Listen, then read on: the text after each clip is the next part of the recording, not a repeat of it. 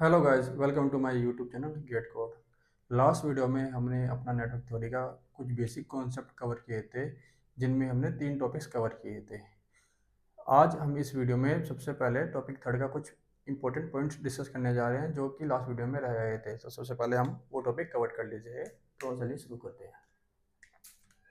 तो last video में मैंने आपको बताया था कि कॉन्सेप्ट ऑफ पावर, किसी एलिमेंट के अक्रॉस पावर का कॉन्सेप्ट कैसे यूज़ करते हैं।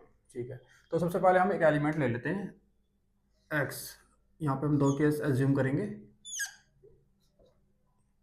ये इसके टर्मिनल्स हो गए, terminal A and terminal B, terminal ए।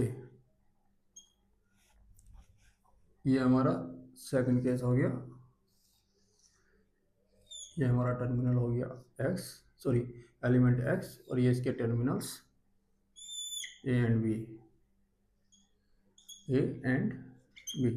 ठीक है, अब क्या है कि हमें करंट और वोल्टेज की पोलैरिटी और करंट की डायरेक्शन गिवन नहीं है, तो हम अपनी तरफ से एज्यूम कर लेते हैं। इस केस में मैं एज्यूम कर लेता हूँ ये इनवर्ड डायरेक्शन में करंट फ्लो कर रहा है। ये है कैपिटल आई टी, और ये कैसी वैल्यू है, इंस्टेंटेनियसली वैल्यू है। और जो इस एलिमेंट के अक्रॉस जो पोलैरिटी है वो हमारी कैसी पोलैरिटी है, प्लस माइनस वी टी। ये मैंने प्लस माइनस एज्यूम करी है, आप चाहे माइनस प्लस एज्यूम कर ले, कोई इशू नहीं है। और इस केस में क्या इस केस में क्या एज्यूम करते हैं हम, इसमें कर लेते हैं कि हमारा जो करंट है वो आउटवर्ड डायरेक्शन में फ्लो कर रहा है, मतलब आउटवर्ड डायरेक्शन में करंट फ्लो कर रहा है। और जो इसकी पोलैरिटी हमने एज्यूम करी है वो करिए plus minus we T. Okay, तो सबसे पहले हम इसकी पावर निकाल लेते हैं। तो पावर का फॉर्मूला क्या बताया था मैंने, जो पावर होती है वो होती है आपकी प्रोडक्ट ऑफ वोल्टेज और करंट। ये हमारी पावर का फॉर्मूला होता है। ठीक है, लास्ट वीडियो में मैंने आपको बताया था कि जब भी करंट हमारे एलिमेंट की वोल्टेज पोलैरिटी के पॉजिटिव टर्मिनल से अगर एंटर करता है, तो वहां पे हमारी जो पावर होती है वो हमारी कैसी पावर होती है, वो हमारी होती है एब्जॉर्बिंग पावर। पावर कैसी होती है हमारी, हमारी होती है एब्जॉर्बिंग पावर।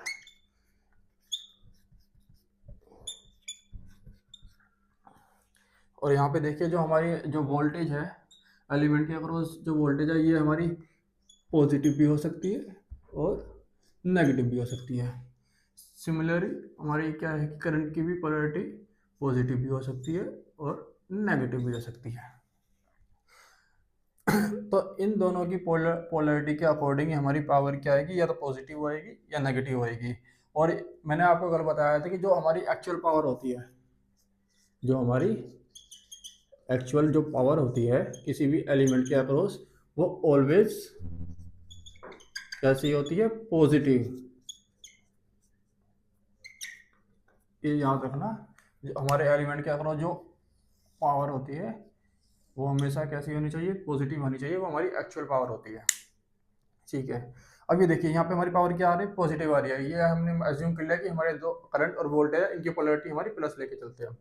तो यहाँ पे हमारी जो पावर आ रही है ये कैसे आ रही है, एब्जॉर्ब पावर हमारे यहाँ पे शो कर रही है। और ये कैसी पावर है, ये देखिए जो हमारी ये जो पावर है ये हमारी है एक्चुअल पावर। ये इस एलिमेंट के अक्रॉस है actual power.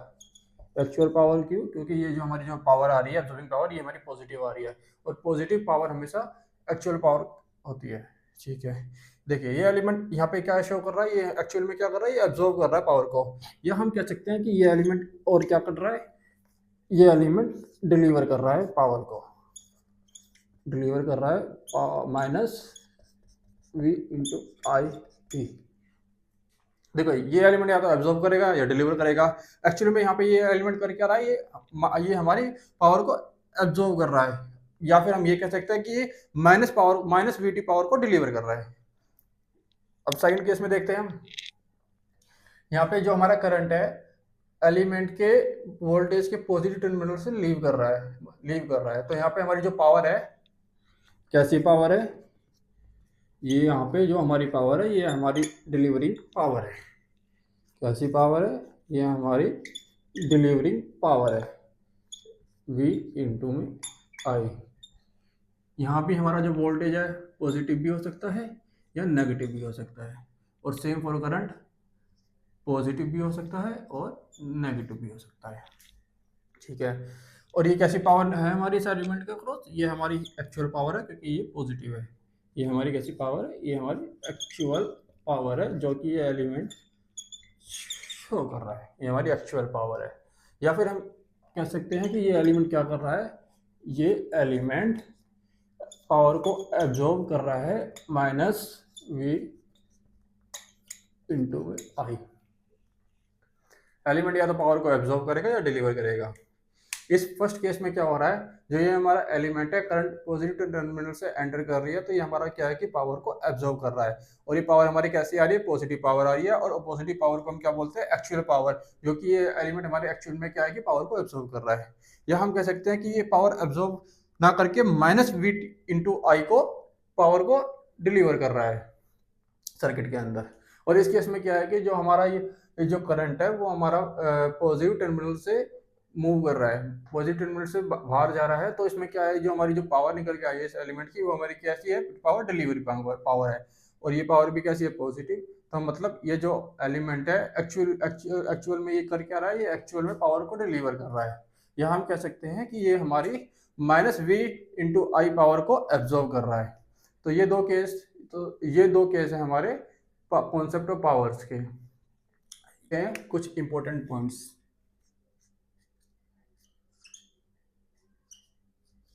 Importance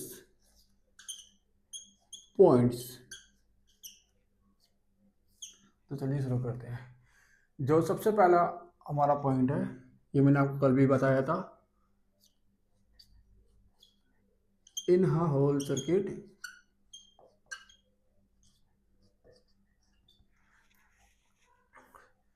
summation of total power in whole circuit always equals to में 0 वोल्ट। ये मैंने आपको कल भी बताया था कि किसी भी सर्किट के अंदर जो पावर टोटल पावर का समीशन होगा वो ऑलवेज इक्वल्स टू में 0 वोल्ट होगा। इसी को हम बोल सकते हैं power conservation law. Power conservation law को ये फॉलो करता है, कंजर्वेशन लॉ।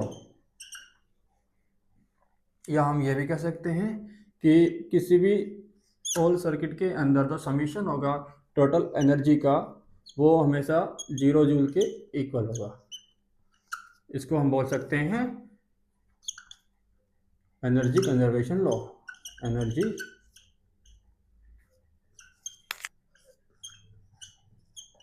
कंजर्वेशन लॉ, ये हमारा फर्स्ट पॉइंट था। तो सेकंड पॉइंट क्या है हमारा, सेकंड पॉइंट है हमारा कि summation of total actual absorb power, ये क्या है, एब्जॉर्ब ऑलवेज इक्वल्स टू में summation of total deliver power. और ये कैसी पावर होती है हमारी, ये हमारी होती है एक्चुअल पावर। ये कैसी पावर होती है हमारी, ये हमारी होती है एक्चुअल पावर। ये भी हमारी कैसी होती है, एक्चुअल पावर।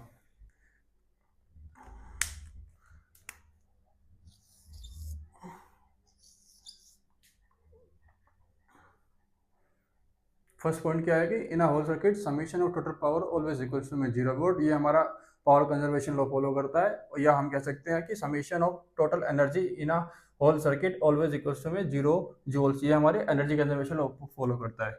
और सेकंड पॉइंट हमारा क्या है कि summation of total absorb power always equals to में the summation of total deliver power. और ये कैसी पावर होनी चाहिए, ये हमारी एक्चुअल पावर होनी चाहिए। एक्चुअल पावर माने पॉजिटिव पावर होनी चाहिए। ये देखिए थर्ड पॉइंट, थर्ड पॉइंट क्या है हमारा,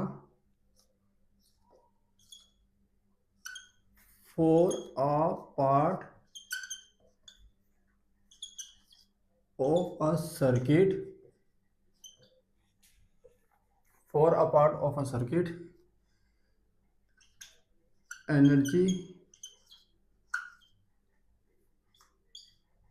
conservation law is not valid। क्या है ये point? For a part of a circuit energy conservation law is not valid. ये मैं आपको पहले डायग्राम बना देता हूँ।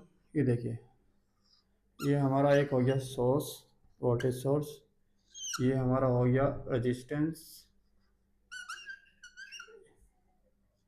ये हो गया हमारा करंट सोर्स, ये है हमारा रेजिस्टेंस, ये वोल्टेज सोर्स,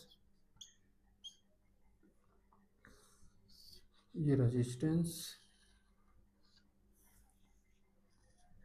ये रेजिस्टेंस, ये रेजिस्टेंस, ये हमारा करंट सोर्स ले लेते हैं इसको भी,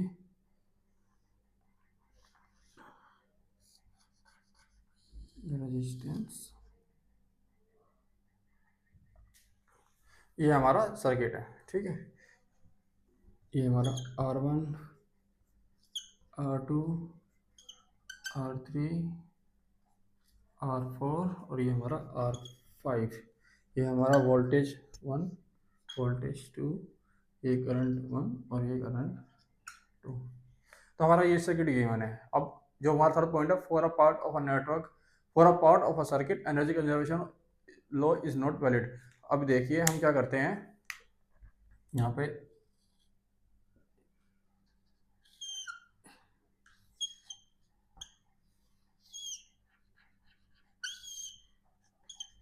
सिक्स V3 और 7। ठीक है, अब देखिए ये हमारा एक सर्किट है।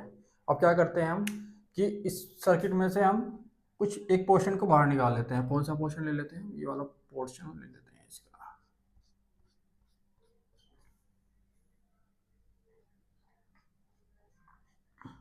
इस सर्किट का हमने कुछ पार्ट हमने बाहर निकाल दिया। तो ये कैसा होगा? ये देखिए, ये हमारा बनेगा कुछ ऐसे, प्लस माइनस, ये हमारा वो करंट सोर्स, ये रेजिस्टेंस, ये रेजिस्टेंस, ये हमारा करंट सोर्स और ये हमारा रेजिस्टेंस, ये डॉट डॉट डॉट, ये डॉट डॉट डॉट,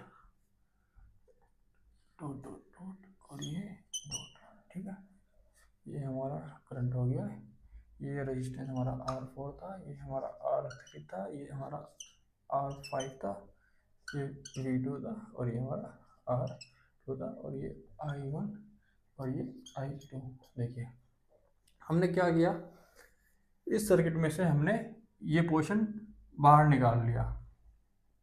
ठीक है, तो इस पॉइंट के कहने का मतलब ये है कि जो हमारा थर्ड पॉइंट है, for a part of a circuit energy conservation is not valid, ये हमारा एक सर्किट गिवन है।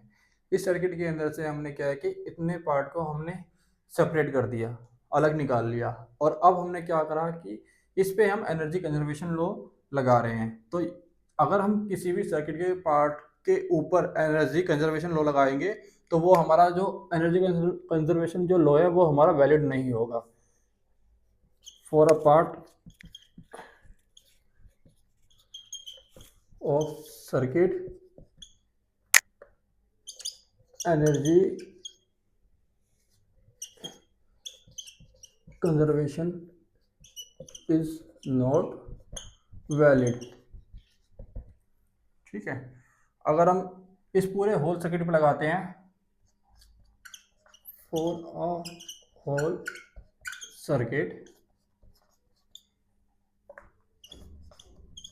एनर्जी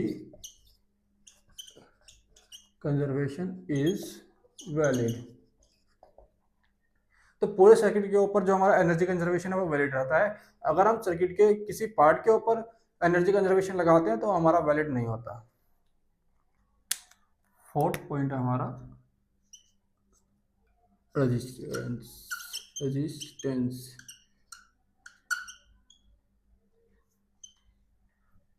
कैसा रेजिस्टेंस है? ये हमारा है फिजिकल रेजिस्टेंस। फिजिकल रेजिस्टेंस, तो फिजिकल रेजिस्टेंस, रेजिस्टेंस क्या करता है? हमारे सर्किट में हमेशा पावर को एब्जॉर्ब करता है और डिसिपेट करता है उस पावर को as a heat. It always absorb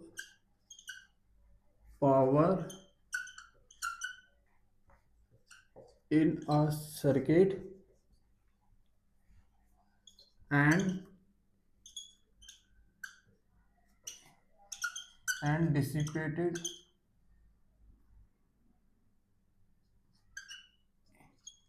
dissipated power in the form of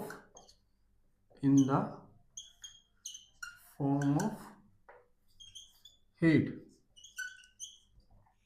जो हमारा सर्किट होता है उसके अंदर जो एलिमेंट, उसके अंदर हमारा जो रजिस्टर होता है वो ऑलवेज पावर को एब्जॉर्ब करेगा और उस पावर को वो डिसिपेट करेगा in the form of heat.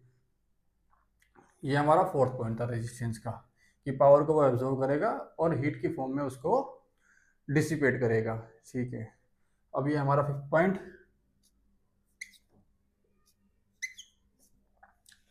क्या था हमारा? फिफ्थ पॉइंट हमारा ये था कि if we do not know about the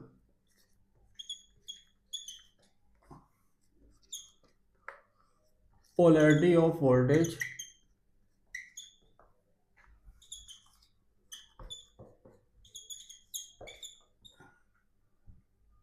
and direction of current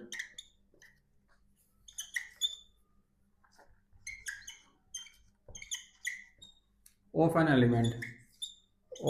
an element in a circuit,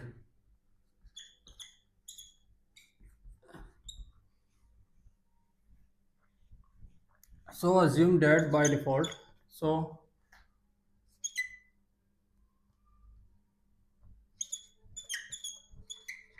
assume that element absorb power.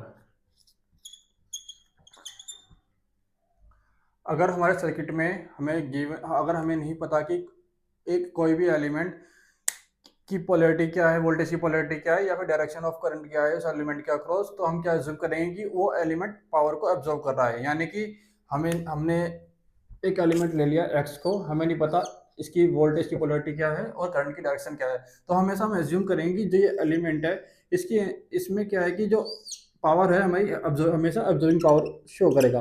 और ऑब्जर्विंग पावर कैसे शो करेगा? जब जो हमारा करंट है इस एलिमेंट के वोल्टेज की पोलैरिटी के पॉजिटिव टर्मिनल में जो एंटर होगा तो हमारा ये एलिमेंट ऑब्जर्विंग पावर शो करेगा।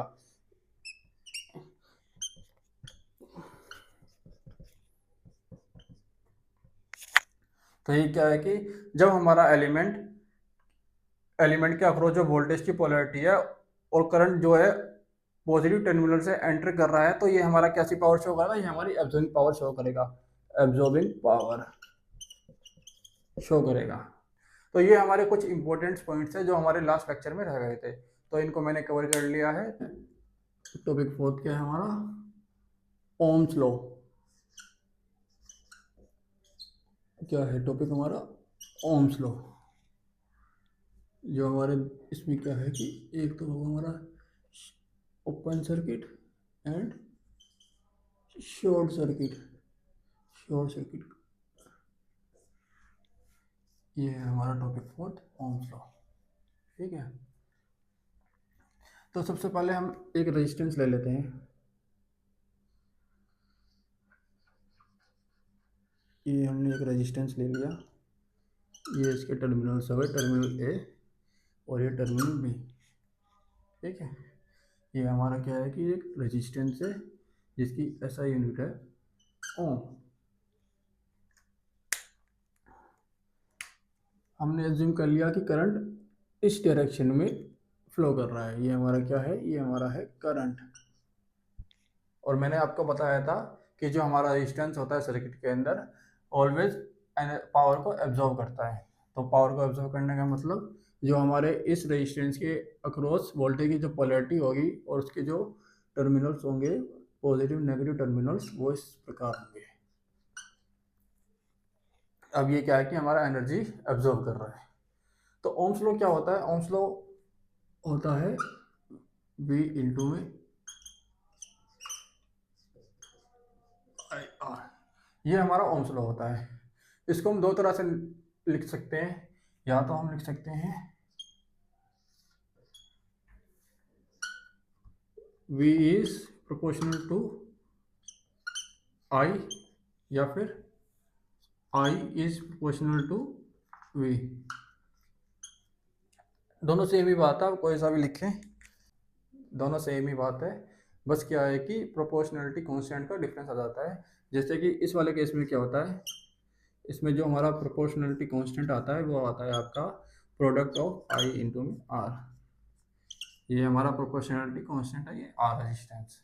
और इस वाले केस में क्या आता है हमारा, इसमें हमारा आता है करंट इक्वल्स में 1/R और V। तो ये डिफरेंस आ जाता है हमारा प्रोपोर्शनली कांस्टेंट में। ये हमारा क्या है, ये हमारा रेजिस्टेंस है, और 1/R ये हमारा क्या है, इसको हम लिख सकते हैं कंडक्टेंस, जिसको हम कैपिटल G से डिनोट करते हैं। इसको हम लिख सकते हैं G इंटू में V। तो ये हमारा ओम्स लॉ होता है। अब ये देखिए,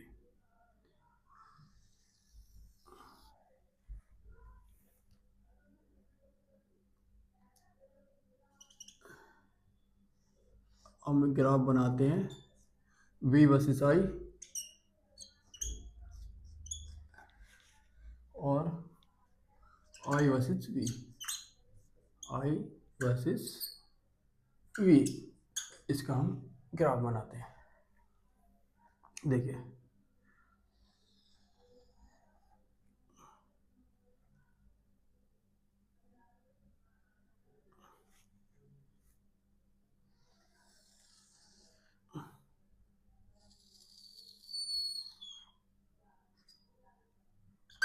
ये एक्सिस पे हमारा क्या है, करंट, और वाई एक्सिस पे क्या है हमारा वोल्टेज। सेम यहाँ पे बना लेते हैं हम। एक्सिस यहाँ पे एक्स एक्सिस पे हमारा क्या है वोल्टेज, और वाई एक्सिस पे क्या है कि हमारा करंट। जो हमारा रिलेशन है V ओम्स लॉ का, V इक्वल्स टू में I R, ये हमारा क्या शो करता है, ये हमें शो करता है लीनियर ग्राफ। लीनियर ग्राफ माने जो ओरिजिन से पास हो। तो ये जो हमारा ग्राफ बन के आएगा वो कुछ इस प्रकार बन के आएगा, और सेम यहाँ के लिए भी कुछ इस प्रकार ये बन के आएगा।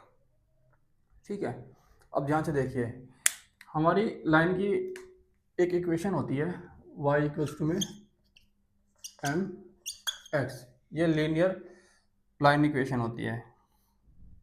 ठीक है, जो हमारा y एक्सिस है v हमारा v है, और यहाँ पे जो हमारा x एक्सिस है वो हमारा r है, और जो ये जो m है यहाँ पे ये हमारा क्या है कि ये r है, ये क्या है स्लोप। तो अगर हम यहाँ पे एक स्लोप लेते हैं, यहाँ पे हमने एक स्लोप ले लिया, ये स्लोप ले लिया हमने, ये जो स्लोप है ये स्लोप कुछ और नहीं, ये हमारा r डिनोट कर रहा है। और यहाँ पे जो ओम्स लॉ था हमारा वो क्या था, 1/R VT, और इसको हम लिख सकते हैं G VT। ठीक है, यहाँ पे हम स्लोप ले लेते हैं, यहाँ पे जो हमारा स्लोप है वो आएगा हमारा, यहाँ पे हमारा स्लोप है m, वो है 1/R या फिर कैपिटल G कंडक्टेंस। जो हमारा ओम्स लॉ होता है वो लीनियरी ग्राफ शो करता है, नेचर शो करता है। और जो ये हमारा यहाँ पे स्लोप है, अगर हम V वर्सेस I देखते हैं तो यहाँ पे जो हमारा स्लोप है वो R निकल के आएगा, और अगर हम I वर्सेस V देखते हैं, I को Y एक्सिस पे रखते हैं और वोल्टेज को हम एक्स एक्सिस पे रखते हैं, जो हमारा स्लोप निकल के आएगा वो आएगा 1/R, जिसको हम कंडक्टेंस भी बोल सकते हैं। तो ये हमारा ओम्स लॉ था।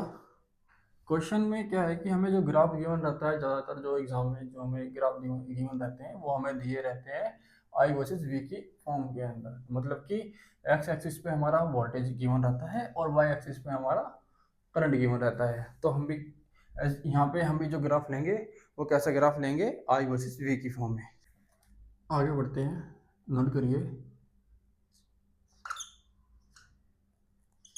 इन डेरिवेशन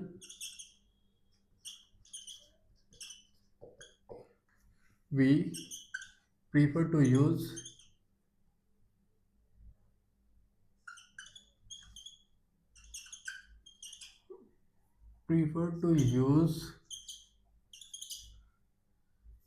IV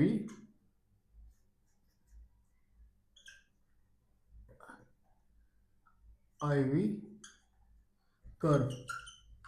हम क्या करेंगे, जो हम डेरिवेशन करेंगे इसके अंदर हम IV कर्व यूज़ करेंगे, क्योंकि हमें जो क्वेश्चन में जो हमें जो एग्ज़ाम में गिवन होते हैं वो ज़्यादातर IV कर्व की फॉर्म में गिवन होते हैं। ठीक है, तो हम इसमें क्या है कि दो केस हैं। जो हमारा केस फर्स्ट है, पहले इसको डिस्कस कर लेते हैं। ये हमारा केस फर्स्ट है।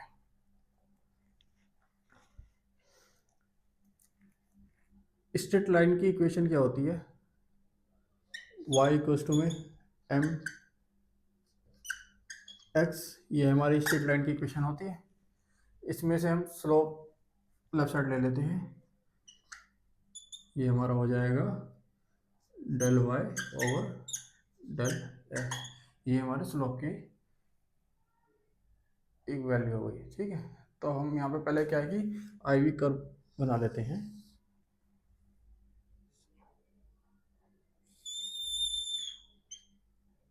ये हमारा हो गया I वर्सेस V कर्व।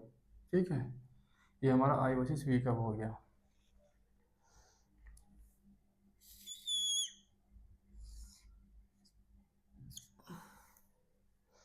क्या करते हैं हम यहाँ पे लीनियरली एक लाइन ले ली हमने। ठीक है, अब इसकी स्लोप की वैल्यू निकाल लेते हैं। पहले जो इसकी स्लोप की वैल्यू होगी वो क्या होगी,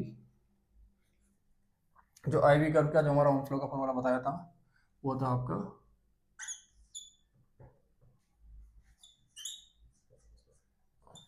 1/r के इक्वल होता है। और ये हमारा V, इसको हम कैपिटल G से डिनोट करते हैं, जो कि हमारा होता है कंडक्टेंस। ठीक है, तो ये हमारा क्या है कि ये M1 हो गया हमारा स्लोप, और इसकी वैल्यू क्या होगी 1/r1। ठीक है, अब हम क्या करते हैं, क्या करते हैं, स्लोप की वैल्यू को इंक्रीज करते हैं। अगर हम स्लोप की वैल्यू को इंक्रीज कर रहे हैं तो इस ये x की वैल्यू डिक्रीज होगी। अगर ये डिक्रीज होगी तो ये हमारी y की वैल्यू इंक्रीज होगी। तो हमें क्या करना है, y की वैल्यू को इंक्रीज करना है और x की वैल्यू को डिक्रीज करना है। तो हम क्या करेंगे, स्लोप की वैल्यू को इंक्रीज करेंगे। अभी हमारा एक स्लोप ये है, अब ले लेते हैं अपना सेकंड स्लोप। ये हमारा हो गया स्लोप सेकंड, ये हो गया हमारा M2, ये 1/r2, ये हमारा स्लोप सेकंड हो गया। नेक्स्ट स्लोप ले लेते हैं हम, ये ले लेते हैं हम स्लोप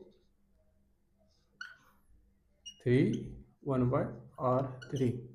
ठीक है, देखिए हम स्लोप की वैल्यू को बढ़ाते जा रहे हैं, तो एक टाइम ऐसा आएगा कि जो हमारा स्लोप है वो हमारा कंप्लीटली वाई एक्सिस पे लाई करेगा। कैसे, एक टाइम ऐसा आएगा जो हमारा स्लोप होगा वो कंप्लीटली वाई एक्सिस पे लाई करेगा, ये हमारा स्लोप होगा। ठीक है, जो कंप्लीटली वाई एक्सिस पे लाई करेगा। ठीक है, अब देखिए हमने ले लिया स्लोप 1, स्लोप 2 और ये स्लोप 3। तो स्लोप 1 की वैल्यू, हम स्लोप 1 की वैल्यू M2 से कम है। ये देखिए हम यहाँ पे स्लोप की वैल्यू को बढ़ा रहे हैं, जो M2 की वैल्यू है वो M1 से बड़ी होगी और जो M3 की वैल्यू है वो M2 से बड़ी होगी। यहाँ पे हम स्लोप की वैल्यू को बढ़ा रहे हैं, तो क्या होगा, हमारा M1 छोटा होगा M2 से और M2 छोटा होगा M3 से। ठीक है, स्लोप को हम क्या लिख सकते हैं, यहाँ पे स्लोप को हम लिख सकते हैं 1/r1 is less than 1/r2 is less than 1/r3, या फिर हम इसको लिख सकते हैं G1 is less than G2 is less than G3, या फिर हम लिख सकते हैं R1 is greater than R2 is greater than R3।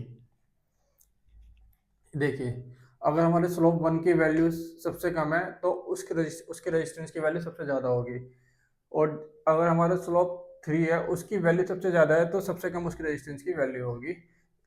IV curve से हमें ये पता लग रहा है। ठीक है, तो हम क्या करते हैं इसके अंदर, ठीक है, अब इसमें क्या है कि कुछ पॉइंट्स है जो हम नोट कर लेते हैं। क्या क्या पॉइंट्स हैं, तो मैं इसको रफ कर देता हूँ, इसको मैं रफ कर देता हूँ। ठीक है, 3 पॉइंट आते हैं। देखिए, व्हेन स्लोप इज मैक्सिमम, यहाँ पे स्लोप क्या होगा, यहाँ पे स्लोप क्या होगा, इन्फिनिटी होगा। यहाँ पे स्लोप की जो मैक्सिमम वैल्यू है वो क्या है, वो है आपकी इन्फिनिटी। ठीक है, और वोल्टेज क्या है, जो हमारा फर्स्ट पॉइंट है, यहाँ पे क्या है, यहाँ पे देखिए, यहाँ पे हमें हमारी क्या है कि स्लोप की जो वैल्यू है वो मैक्सिमम है, तो यहाँ पे जो हमारी वोल्ट मतलब कि जो एक्सिस पे वोल्टेज है उसकी वैल्यू क्या है, ये यहाँ पे जो हमारी ये टर्मिनल्स है ए और बी, इसके अकॉर्डिंग क्या है कि जो हमारे यहाँ पे वोल्टेज की जो वैल्यू है वो इक्वल से 0 वोल्ट ऑलवेज। ठीक है, 0 वोल्ट के इक्वल है। और जो हमारे टर्म, तो हमारे करंट की वैल्यू यहाँ पे क्या है, हमारे करंट की वैल्यू यहाँ पे पॉजिटिव भी हो सकती है, 0 भी हो सकती है, और माइनस भी हो सकती है। जब स्लोप मैक्सिमम होगा तो हमारी जो करंट की वैल्यू है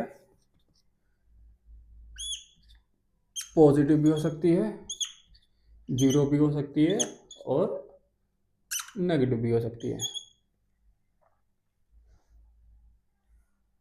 ओके, और रेजिस्टेंस की क्या वैल्यू होगी, रेजिस्टेंस हमारा क्या था, तो स्लोप था हमारा del Y over del X, means जो हमारा स्लोप है ये है हमारा स्लोप 1/r इक्वल टू में हमारा वाई एक्सिस पे हमारा करंट था और एक्स एक्सिस पे हमारा वोल्टेज था। जब स्लोप की वैल्यू मैक्सिमम होगी, मैक्सिमम माने इन्फिनिटी, इन्फिनिटी, जब इसकी वैल्यू इन्फिनिटी होगी, जब स्लोप की वैल्यू इन्फिनिटी होगी तो हमारी जो आर की वैल्यू होगी वो होगी 0 ओम्स के इक्वल। तो हमारा जो स्लोप निकल के आया है जो है 1/r, वो होगा हमारा 0 के इक्वल। इसको हम ऐसे भी लिख सकते हैं, जो हमारा आर है वो है हमारा 0 ओम्स के इक्वल। तो ये हमारे 3 कंडीशंस है, this all are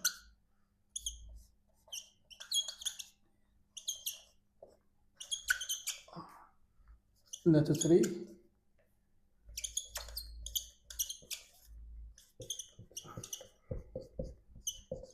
condition for a short circuit at a terminal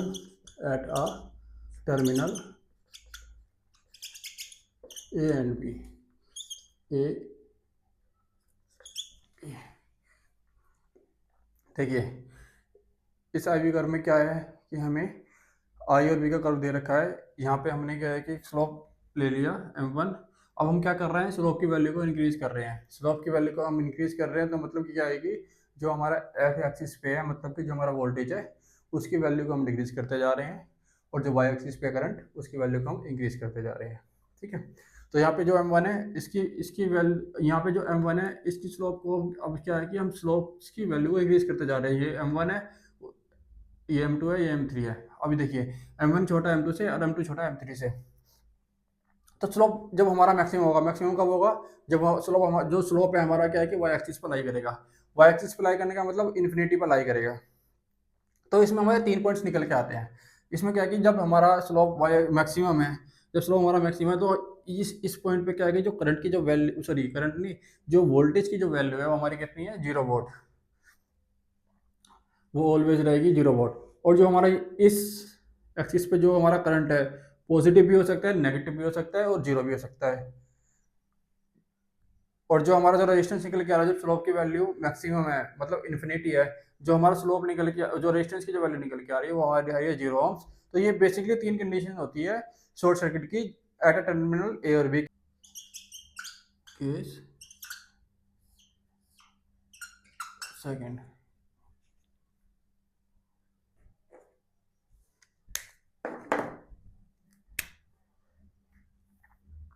case second हमारा होगा ओपन सर्किट के लिए, ओपन सर्किट।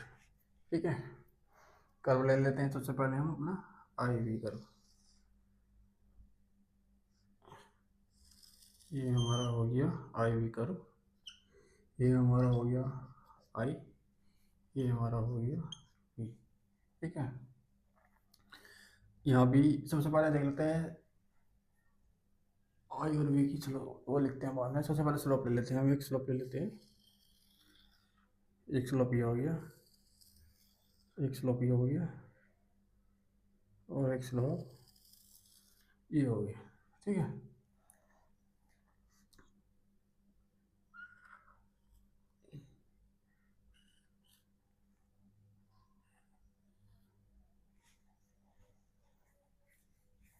देखिए स्लोप 1, स्लोप 2 और ये स्लोप 3, 1/r1, 1/r2, 1/r3। ठीक है, स्लोप की क्या वैल्यू थी, del Y over del X, ये हमारे स्लोप की वैल्यू होती है। और इसको हम लिख सकते हैं वाई एक्सिस पे हमारा क्या है, वाई एक्सिस पे हमारा है करंट, और एक्सिस पे क्या है हमारा, एक्सिस पे हमारा है वोल्टेज, और जो स्लोप है हमारा वो है 1/r।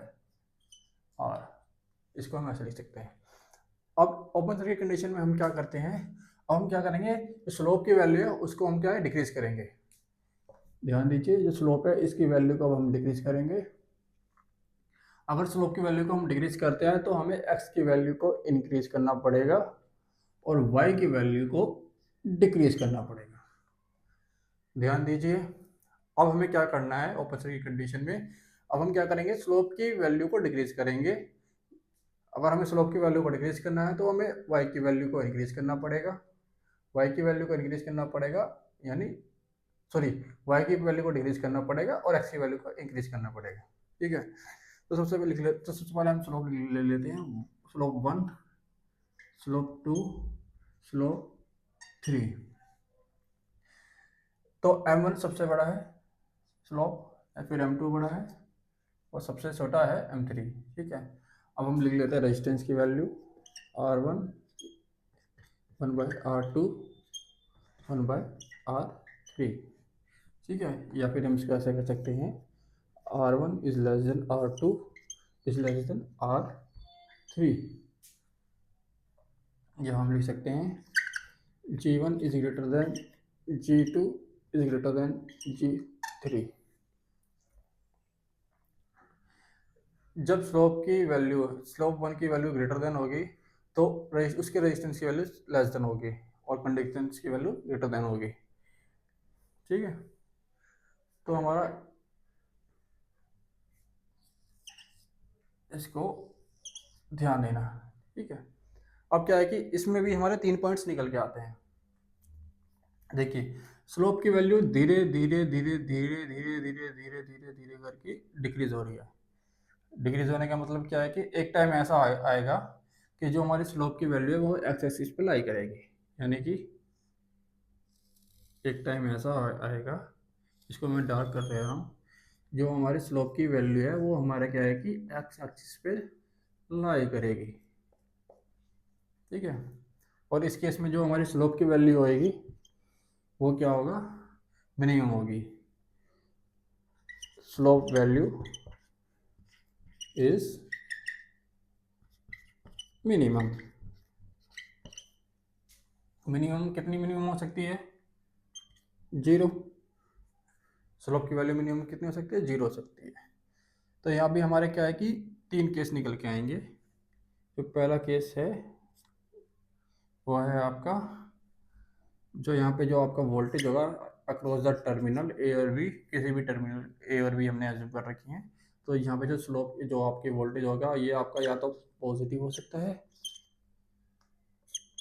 0 हो सकता है, या फिर नेगेटिव हो सकता है। ये वोल्टेज बता रहा हूँ मैं, वोल्टेज ये आपका पॉजिटिव भी हो सकता है, 0 भी हो सकता है, और नेगेटिव भी हो सकता है। और करंट क्या हो सकता है हमारा,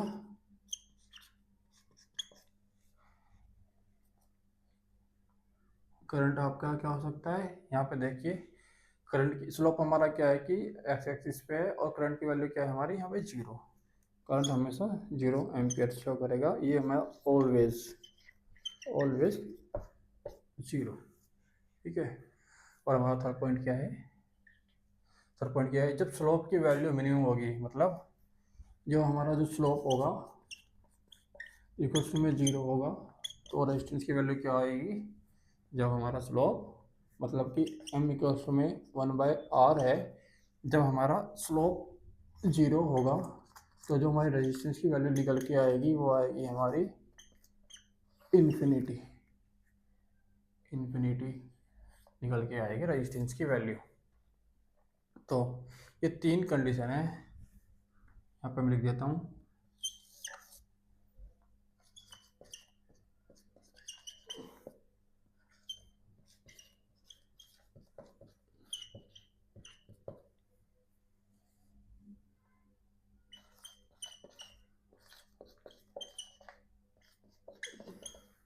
तो ये 3 कंडीशन है जो कि हमारा जो सर्किट होगा वो ओपन होगा।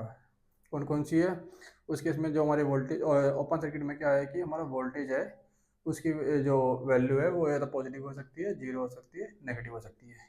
और जो करंट की वैल्यू है वो हमारी क्या आएगी, 0 के इक्वल होगी। और जो स्लोप होगा उसके अंदर जो स्लोप हमारा 0 होता है, और जिसमें रेजिस्टेंस की जो वैल्यू होती है वो होती है इन्फिनिटी। ओपन सर्किट में रेजिस्टेंस की वैल्यू इन्फिनिटी होती है, और शॉर्ट सर्किट में रेजिस्टेंस की वैल्यू 0 होती है। शॉर्ट सर्किट में क्या करते हैं, सबसे पहले हम आई वी कर्व लेते हैं। जो आई वी कर्व लेते हैं तो हमारा जो आई होता है वो हमारा वाई एक्सिस पे होता है, और जो वी होता है हमारे एक्स एक्सिस पे होता है। तो शॉर्ट सर्किट में क्या करते हैं, हम एक लीनियर ग्राफ लेते हैं जिसमें हम स्लोप की वैल्यू को इंक्रीज करते रहते हैं। स्लोप की वैल्यू को हम इंक्रीज करते रहेंगे तो क्या है कि एक टाइम ऐसा आएगा जो हमारा स्लोप की वैल्यू है वो हमारा क्या है कि वाई एक्सिस पर लाई करेगी, जो कि करंट जो हमारी करंट की जो एक्सिस है उसके ऊपर लाई करेगा। वहाँ पे जो हमारा जो रेजिस्टेंस होगा वो सॉरी वहाँ पे जो स्लोप होगा वो हमारा मैक्सिमम स्लोप होगा जिसमें क्या है कि जो हमारे जो 3 पॉइंट आएंगे, जो हमारा करंट की वैल्यू होगी वो या तो वो 0 हो सकती है, माइनस हो सकती है, या पॉजिटिव हो सकती है। और जो वोल्टेज की वैल्यू ऑलवेज 0 होगी शॉर्ट सर्किट के केस में, और रेजिस्टेंस की वैल्यू वहाँ पे क्या है, 0 होगी, क्योंकि हमारा स्लोप इन्फिनिटी है और इन स्लोप क्या है 1/r, जहाँ पे हमारा इन्फिनिटी स्लोप है और रेजिस्टेंस की वैल्यू 0 है। और ओपन सर्किट में क्या है कि हमारा जो आई वी कर्व है उसमें हम स्लोप की वैल्यू को डिक्रीज करेंगे, स्लोप की वैल्यू को डिक्रीज करेंगे तो हमारा क्या है कि जो स्लोप होगा उसकी जो मिनिमम वैल्यू होगी वो वाई एक्सिस पर लाई करेगी। मिनिमम वैल्यू कितनी हो सकती है, 0 हो सकती है किसी भी स्लोप की। तो उसमें क्या है कि जो वोल्टेज होगा वोल्टेज की वैल्यू कुछ भी हो सकती है, पॉजिटिव भी हो सकती है, नेगेटिव भी हो सकती है, और 0 भी हो सकती है।